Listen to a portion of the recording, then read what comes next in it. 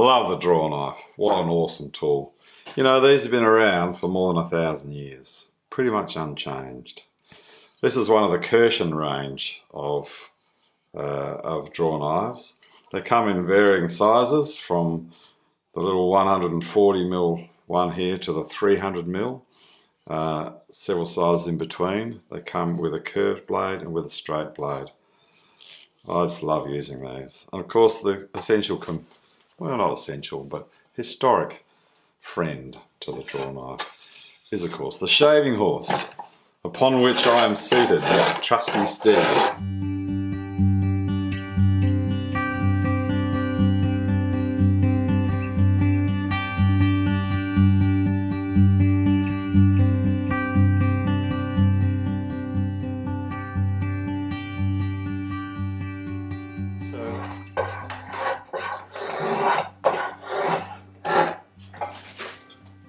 Check this out. Look at it. It's called a Lund stool. It's made from, all made from green wood at the time. It is based on the 11th century Viking era style of stool. These legs were just done like this with a draw knife. The top here was also shaped with a draw knife around here.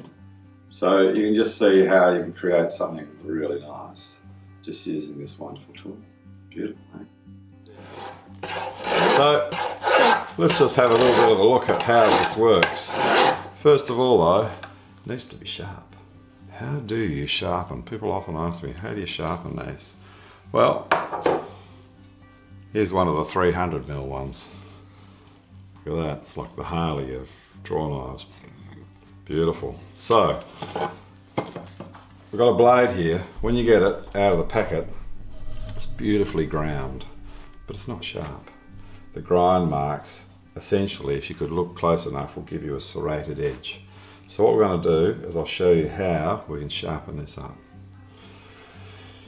A good way to get started with this is something like, what do we got here? Superfine 1200 grit, easy lap diamond stone, just the shot.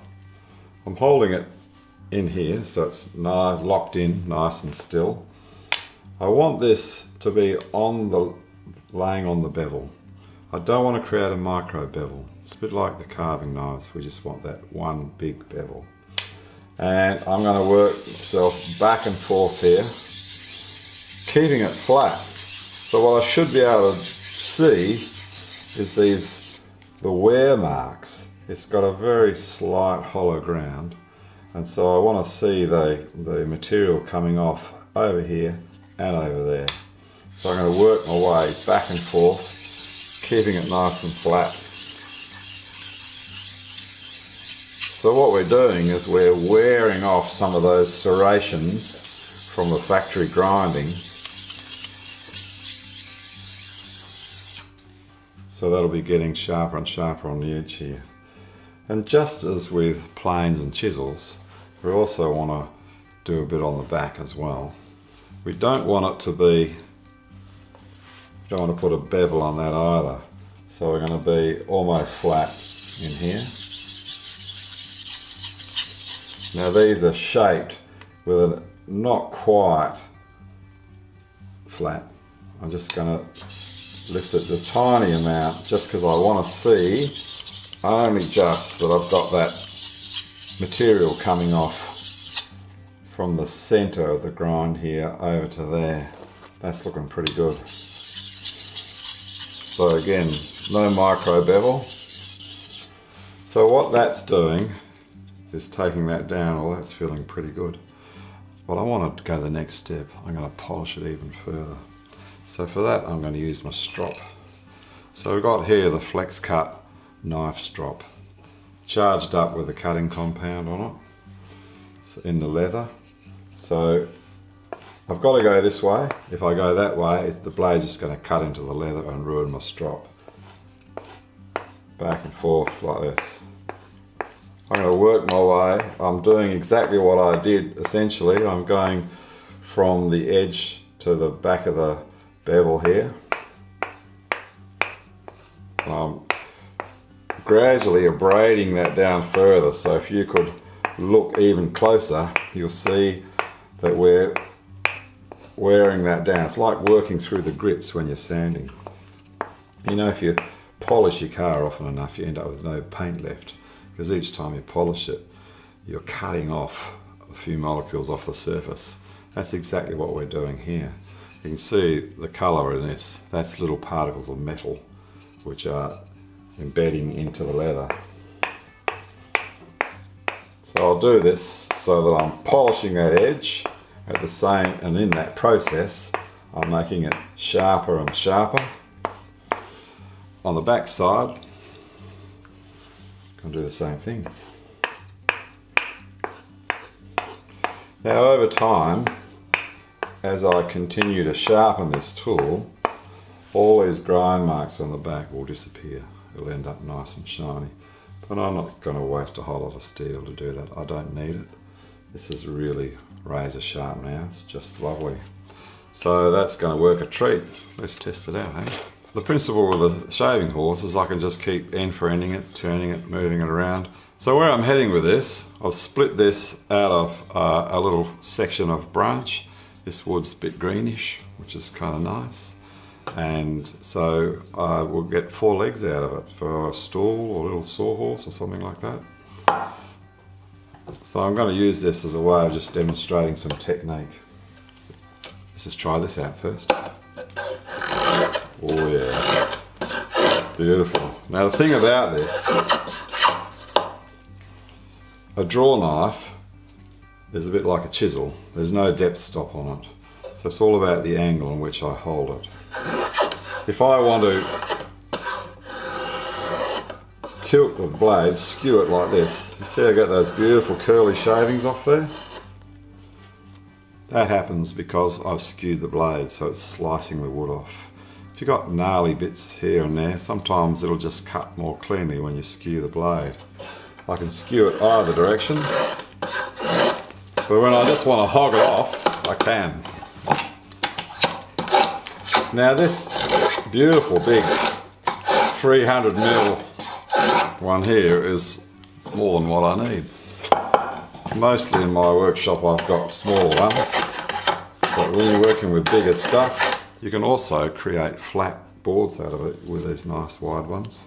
Let's have a look at this little one here. So that's a straight blade. This one here is curved. So now at the moment I've got it with the bevel up. It's going to do a beautiful job taking this off here.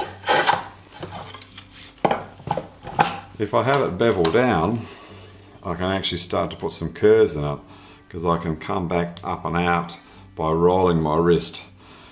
If I've got it with the bevel up this way, you can't come out once you start going in.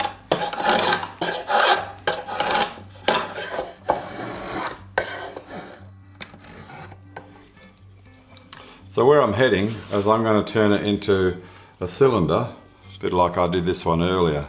I love that faceted look, you know, it's got that nice hand hewn look about it. So I'm going to do something like this for one of my legs. So it helps to know where I'm heading. I'm going to have a tenon on the end, and what we're heading towards is a 25mm or 1-inch tenon. So the way we're going to do that is to set this up with the radius I require, which is the half of that.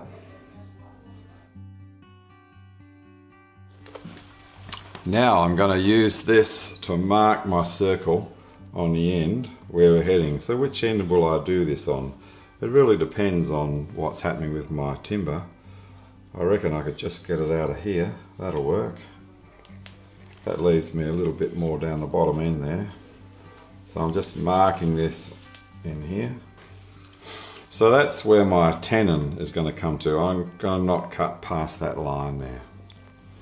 I'll show you how we get there, but I've got that there, so I'm going to preserve it and make sure that I don't go past it. I'm just going to round this off a little bit using my draw knifing techniques here. The trouble with this is it's such fun.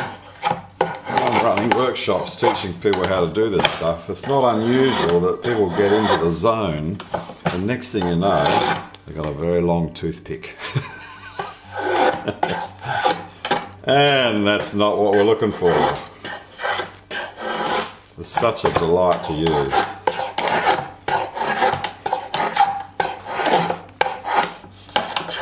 The oldest draw knife in captivity is in the Stockholm Museum, and it's from a Viking shipwright's tool chest. It's 1100 years old. They haven't changed much in that time. Used by many trades through the ages. It's one of those staples of the green woodworking game in many ways. Alright, this is heading the right direction. Now I'm not trying to do a perfect cylinder here. If I was going to do that, I'd stick it in the pole lathe. No, I'm just getting close. So I've got that nice textured look, getting rid of the riving marks from the splitting it out of a piece of tree. Look at that, that'll work nicely. So that's getting pretty close to this one. It's got a nice swing to it, which is good, because when I put it in the stool I can rotate it so that they end up getting just the right angle that I want. So here's how we cut a tenon on the end. That tenon's going to be about 2 inches or 50 mils long. I'm going to turn this over so I've got the bevel down. And with the bevel down I can do this nice rolling action.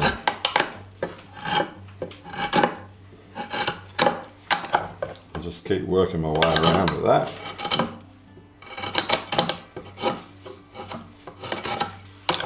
And I'm keeping an eye on my line on the end here because I want to make sure I don't go past that. So that's my little reference line. I know where I'm heading. So by having the bevel down, it gives me that option, being able to curl it around.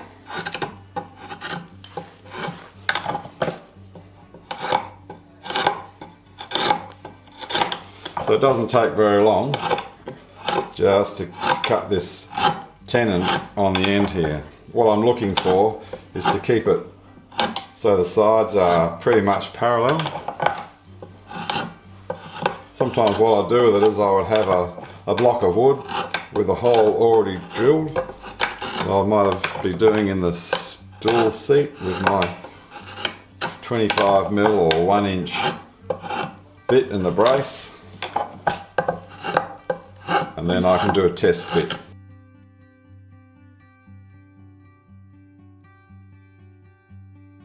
So what do you reckon about that? Now, as you've seen, I can hog off a lot of waste. I can also come in here and do very nice smooth skimming cuts. And to do that, I'm just going to put it on there with the bevel up. So we're running on the flat part here.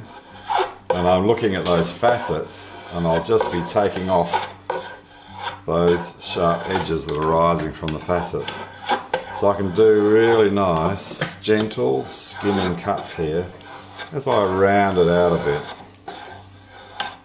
And likewise, if I skew the blade, I can just take off those really lovely little spirals like that.